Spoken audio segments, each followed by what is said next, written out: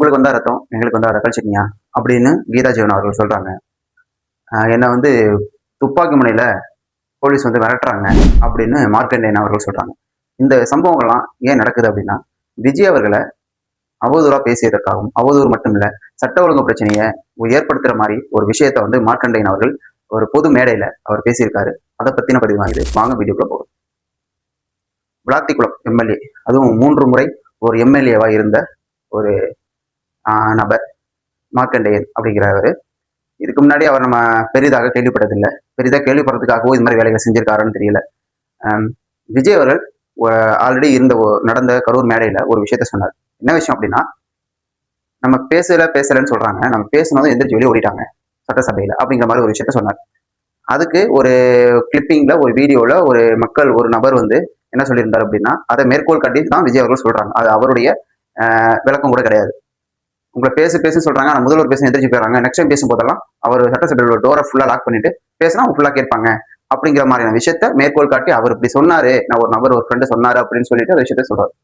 இப்ப இந்த விஷயத்தை மேற்கோள் காட்டி யாரு மார்க்கண்டேயன் அவர்கள் முடிஞ்சா சட்டசபையில டோர் லாக் பண்ணிட்டு தான் டோர் லாக் பண்ணி பாரு, டோர் லாக் பண்ணுவானாமே அப்படின்னு சொல்லிட்டு டோரை லாக் பண்ணி பாரு, முதுகெலும்பெல்லாம் உடைக்கிறேன் அப்படிங்கிற மாதிரியான ஒரு விஷயங்களை வந்து பகிரமா முன்வைக்கிறார். முதுகெலும்பு உடைக்கிறேன் அப்படிங்கிறது ஒரு சட்ட ஒழுங்கு பிரச்சனையை ஏற்படுத்துற ஒரு ஸ்பீச், அது பொதுக்கூட்டங்கள்ல. அப்போ அது மாதிரியான பேச்சுக்கு சட்டபூர்வமான போலீஸ் நடவடிக்கை எடுக்கதா செய்வாங்க. அதை தான் இப்ப பண்ணாங்க. அந்த ஒரு வீடியோ கிளிப்பிங் பாத்தீங்கன்னா தெரியும். அவர் அந்த பேசின பேச்சை எந்த ஒரு மக்களுமே ஏத்துக்க மாட்டாங்க. ஆக்சுவலா இப்ப திமுக பண்ற எந்த ஒரு வேலையுமே மக்கள் விரும்பல, ஏத்துக்கல. புரியுதுங்களா? அது ஆக்சுவலா உங்களுக்கு தெரியுதான்னு தெரியல. இதுக்கு முன்னாள் முதல்வர் ஸ்டாலின் அவர் ஒரு ட்வீட் போடுறாரு. மக்கள் பிரச்சனையை பேசுற ஒரு எம்எல்ஏவை இது மாதிரி அடக்குமுறைக்கு கொண்டு வருது இந்த அரசு. மக்கள் பிரச்சனையை எங்க பேசினுச்சு? அவர் வந்து மக்களுக்கு வந்து அவர் ஓட்டு போட்டு ஜெயிக்க வச்சாங்க. அதுக்கு நன்றி தெரிவிக்கும் விழாவில் RS பாரதி அவர்கள், வெற்றி கொண்டான் அவர்கள், மார்க்கண்டேயன் அவர்கள்லாம் இருந்து பேசும்பொழுது இந்த விஷயத்த அவர் மேற்கோள் காட்டி பேசுறாரு. அங்க அந்த பேச்சிலேயே முதுகெலும்பு உடைச்சிருவேன், அவன் இவன் நிறைய அவதூறுகள் பேச்சுக்கையும் பேசுறாரு. ராதாகிருஷ்ணன் அவர்கள் அவதூறு பேச்சு பேசினதுனாலேயே அவர் வந்து கைது பண்ணாங்க. இப்போ நீங்க இது மாதிரி பேசிக்கிட்டு இருக்கும் பொழுது யாரோ லோக்கல்ல ஒருத்தன் இருக்கான், அவன் கல்ல விட்டு அடிக்கிறான், இந்த மாதிரி அவங்க தலைவர் பேசுறேன்னு சொல்லிட்டு எவனோ ஒருத்தன் அந்த கூட்டத்துக்கு சண்டைக்கு வராங்க அப்படின்னா அது ஒரு சட்ட ஒழுங்கு பிரச்சனை மாறாதா?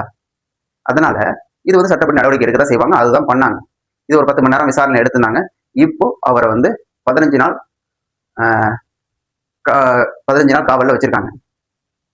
ஆக்சுவலா இதுக்கு ஒரு பெரிய போர்க்கொடி தூக்கிக்கிட்டு அராஜகம் பண்ணது இந்த அரசு.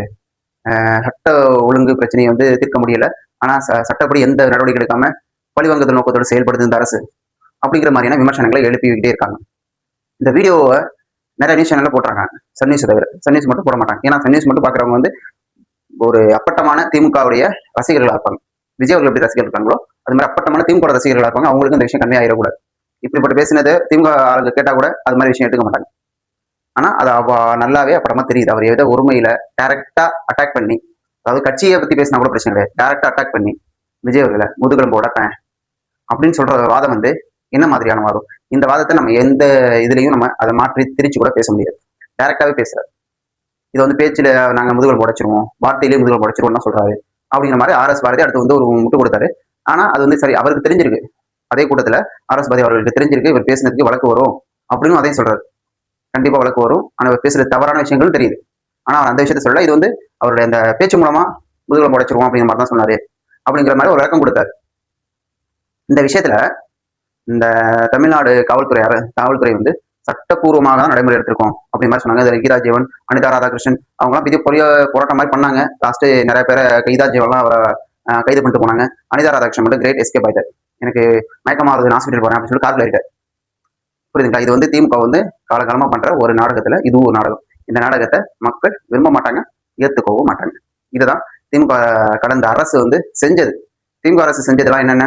ட்வீட் போடுறவங்க ஒருத்தனை தூக்கி வந்து குண்டர் சட்டத்தில் போடுறது, அவங்க முறைகேடெல்லாம் சொல்றவங்களை தூக்கி குண்டர் சட்டத்தில் போடுறது, ஊழல்லாம் சொல்லி ப்ராப்பரா வெளிப்படுத்துவான் அவனை தூக்கி குண்டர் சட்டத்தில் போடுறது, அது மாதிரியான விஷயங்கள்லாம் யூடியூப்ல பேசிக்கிட்டு இருப்பான், அவனை தூக்கி குண்டர் சட்டத்தில் போடுறது. இது மாதிரியான விஷயங்கள்லாம் யார் பண்ணது? திமுக அரசு கடந்த காலம் பண்ணது. இப்ப அவங்களுக்கு தோணும், ஏன்னா நம்ம பண்ணதுக்கும் மேல இவங்க பண்றாங்களே அப்படிங்கிற மாதிரி தோணும். ஆக்சுவலா அவங்களுக்கு கண்டிப்பா நல்லாவே புரியும் எதுக்கு இது மாதிரி நடக்குது அப்படின்னு.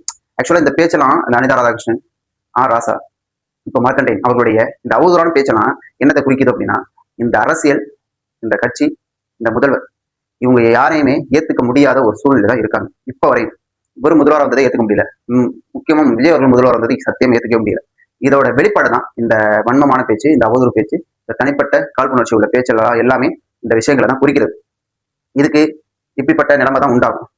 மார்க்கண்டேயன் அவர்களை ஒரு பேச விட்டுட்டு வேடிக்கை பார்த்துட்டு இருப்பாங்களா அப்படிங்கிற மாதிரி தானே கேள்வி எழுப்பணும். யாரையுமே இப்ப பேச விட்டுட்டு நீங்க வேணா வேடிக்கை பார்க்கலாம், நான் எதுக்கு வேடிக்கை பார்க்கணுங்கிறது தான் விஜய் அவர்களுடைய நிலைப்பாடா இருக்கும். அதுதான் அவர் வந்து இந்த விஷயங்கள்லாம் இனிமேல் பண்ணக்கூடாது எவனும் அப்படிங்கிறதுக்காக தான், ஸ்டாப் பண்றதுக்காக தான் இது மாதிரியான நடவடிக்கைகள்லாம் எடுக்கிறாரு. சப்போஸ் இது வந்து பெரிய பிரச்சனையா மாறிச்சா, இப்போ வந்து சில பேர் சொல்றாங்க அவங்க வந்து வாயால தான் பேசுறாங்க, நீங்க வாயில பேச வேண்டியது ஏன்னா மாத்தி மாத்தி மாத்தி மாத்தி பேசிக்கிட்டே இருப்பாங்களா, பொழுதானே பேசுவாங்களா? ஸ்டாப் முற்றுப்புள்ளி கிடையாது. பேச பேச இவனும் பேசுவான், அப்போ அவனும் அதை பேசுவான். அது முற்றி போய் பெரிய பிரச்சனையாக தான் உண்டாக்குமே தவிர முற்றுப்புள்ளி எங்க வரும்? இதன் காரணமாக தான் இந்த நடவடிக்கை எடுக்கப்பட்டிருக்கு. 3 முறை எம்எல்ஏவான ஒருத்தருக்கு மேடையில எப்படி பேசணும் அப்படிங்கிற ஒரு விஷயம் தெரியல அப்படிங்கிறது இதுல இருந்து தெரியுது. திமுக காரங்க ஆல்ரெடி அதிமுக இருந்தவர் ஒரு முறை முதல்வரானாரு, ஒரு முறை எம்எல்ஏ ஆனாரு. இப்ப டிஎம்கேல வந்து 2 முறை எம்எல்ஏ ஆயிருக்காரு. இவருக்கு தெரியல அப்படின்னா, இது ரோட்ல போற ஒரு பொதுஜன மக்கள்ல ஒரு ஆள் பேசினா கூட பெருசா எடுத்துக்க மாட்டாங்க. அப்படிப்பட்ட ஒரு ஆள், அதாவது நான் ஆல்ரெடி ஒரு வீடியோ சொல்லுங்க, ஒரு பாட்டி முதல்வர் ஸ்டாலின் அவர்கள் போஸ்ட பாத்துருக்காங்க. பார்த்துட்டு என்ன கோவமா என்னன்னு தெரியல, அவர் மேல என்ன பிரச்சனை அந்த பாட்டிக்கு என்னன்னு தெரியல. அவங்க செருப்பையோ கல்லை எடுத்து அடிக்கிறாங்க அந்த போஸ்ட் மேல. அது எவனோ வீடியோ எடுத்து வெளியே விட்டுட்டான். அந்த வீடியோ பெரும் வைரலா மாறிச்சு. அந்த பாட்டி 70 வயசு இருக்கும். அந்த பாட்டி, அந்த பாட்டிய 5 தனிப்படை போலீஸ் அமைச்சு தெரிவிக்கிட்டு இருந்துச்சு. எந்த அரசு? திமுக அரசு. இது தெரியாம எவ்வளவு பேர் என்ன பண்ணிட்டு இருக்கான்னு தெரியும். இப்படிப்பட்ட அரசு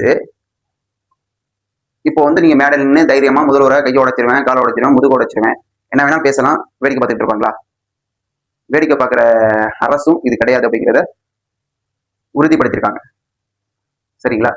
இதற்கு இது மாதிரியான நடவடிக்கைகள் மேற்கொள்ளப்படும். அவதூறு பேச்சுக்கு இது மாதிரியான நடவடிக்கைகள் எடுக்கப்படும் அப்படிங்கிற மாதிரியான செயல்கள் தான் இந்த நடவடிக்கை மூலமா காட்டுது.